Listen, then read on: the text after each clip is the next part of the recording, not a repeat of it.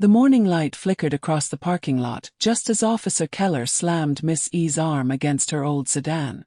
One moment she was helping a neighbor with groceries. The next, she was being yanked like a hardened criminal. No warning, no respect, just a quick snarling accusation about suspicious activity. Her heart pounded with equal parts anger and disbelief. She clutched her worn purse, ignoring the pain shooting up her shoulder. If only this cop realized who he was putting on display for the whole town to see. 3 hours earlier, Evelyn Harris, most folks in town called her Miss Evie, was known for her warm hugs and the sweet smell of fresh-baked peach pie. She had just turned 65, but her spirit felt half that age. Early this morning, she drove down Oakwood Avenue to pick up groceries for a neighbor who'd been bedridden all week. She never bragged about her kindness. It was just how she moved through the world, one humble good deed at a time. The sun barely lit the streets when she pulled her trusty old sedan into a small parking lot behind the local pharmacy. A faint aroma of biscuits from a nearby diner teased her nose.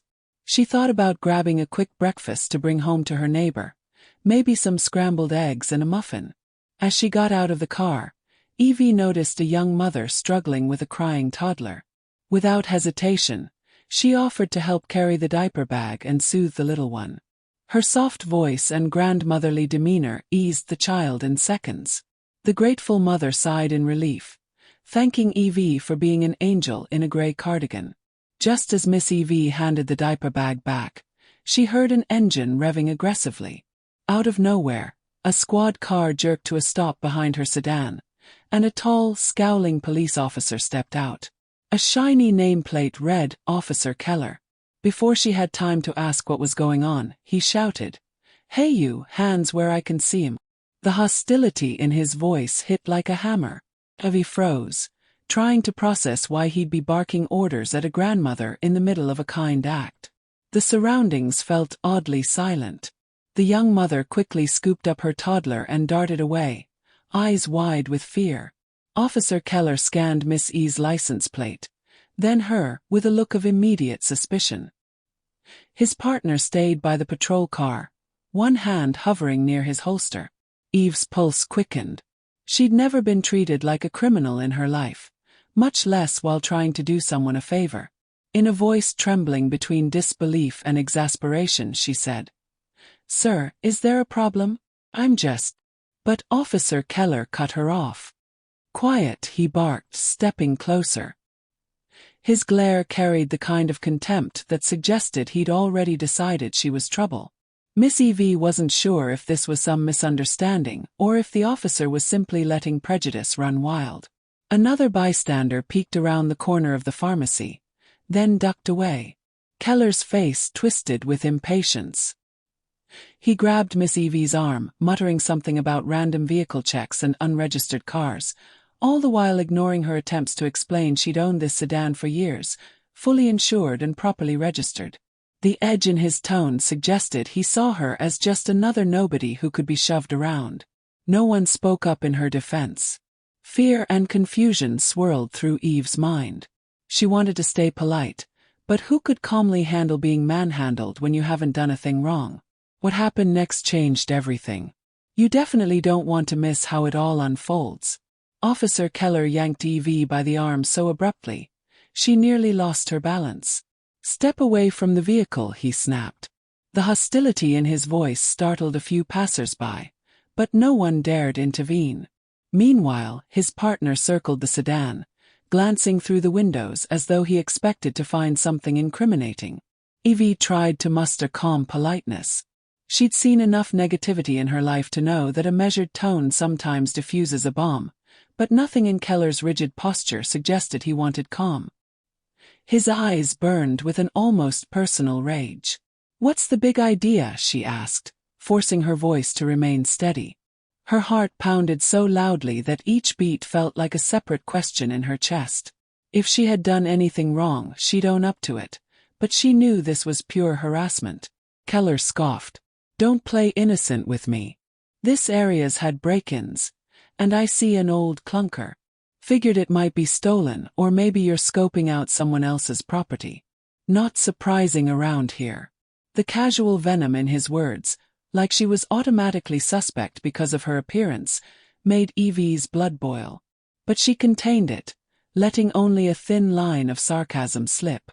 Ah yes, because clearly delivering groceries to a sick neighbor screams criminal activity. From the corner of her eye, she noticed his partner rummaging through the glove compartment as though they had every right. Gritting her teeth, Evie muttered under her breath, "This is ridiculous." She tried to keep her tone from snapping. If he heard the anger, he'd likely twist it into an excuse to escalate further. A small crowd gathered behind the diner's window. Some pressed their faces to the glass, curiosity mingled with unease. Keller grabbed Evie's purse off the passenger seat without asking, rifling through it. She felt a wave of humiliation. Who gave him the right to dig through her private things? All at once, he slammed her purse shut and growled, "I've had it with your attitude. Don't you know how to respect law enforcement?" Then he seized her wrist, pulling her toward the patrol car.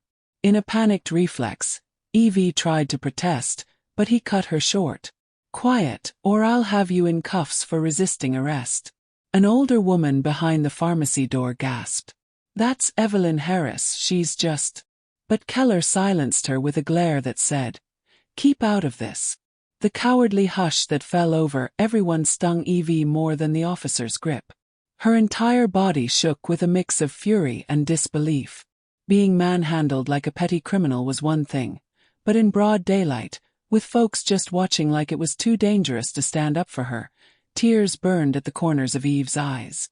Not from fear alone, but from the raw injustice.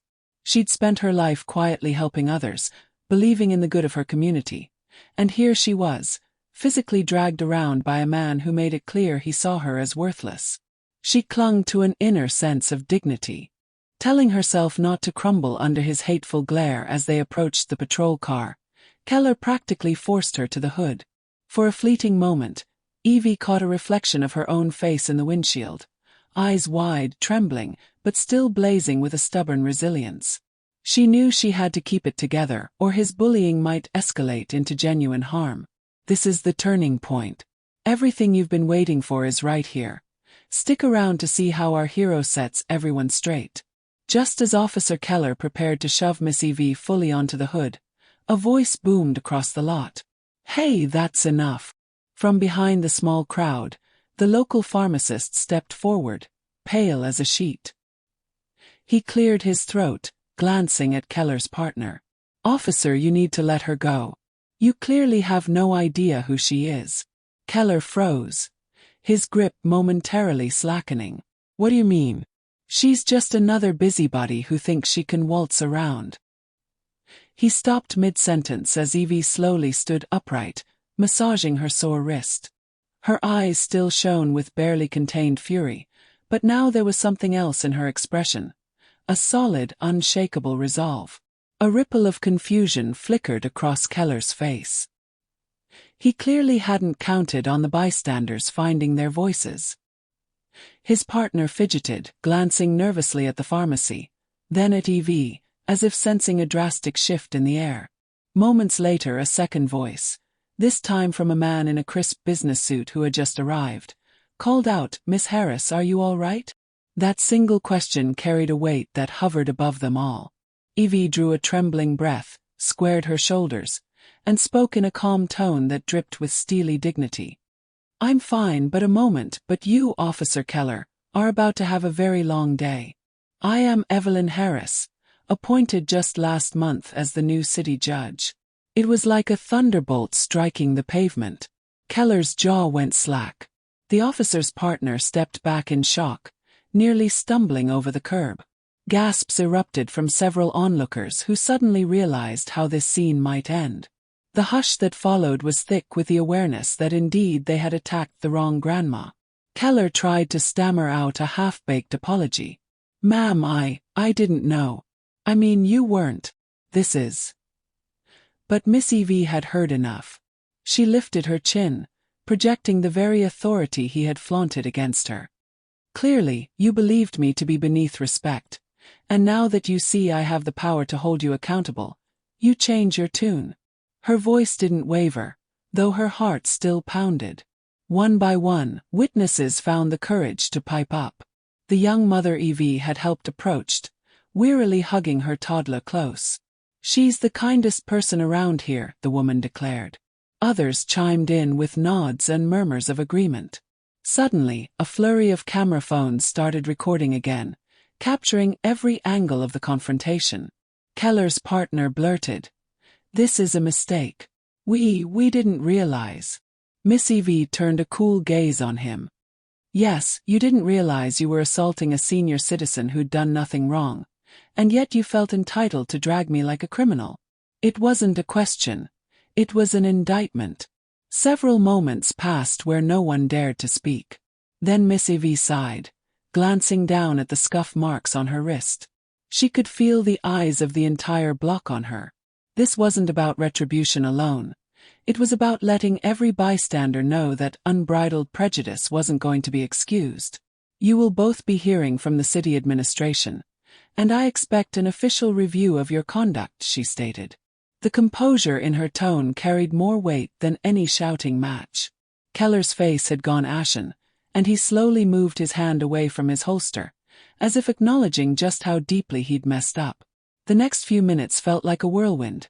People offering apologies to Miss Evie on behalf of the town, Officer Keller's partner stammering incoherently, bystanders capturing the final exchange on their phones. Evie refused any hasty attempts at excuse. She simply announced, "I will not allow intimidation on my watch. Not anymore." And with that, the tension broke, leaving Keller and his partner looking smaller than they had moments before. The pharmacist put a gentle hand on Evie's shoulder, assuring her that the community would rally behind her. A few stepped up to confirm they'd be willing to testify if needed. Because if anything needed to change in this town, it was that casual cruelty disguised as routine policing. Evie thanked them, her voice regaining warmth. Deep inside, she still felt rattled, but she also sensed a fierce determination flooding her veins.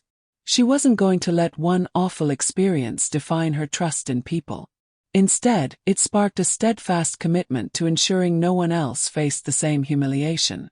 By the time Miss Evie walked away from that parking lot, her dignity was intact, and the entire neighborhood now understood she wasn't just some grandmother in a gray cardigan. She was the new city judge, and she had every intention of holding folks accountable for their actions, especially those who thought they could trample someone's rights based on skin color or age. No one dared question her authority again.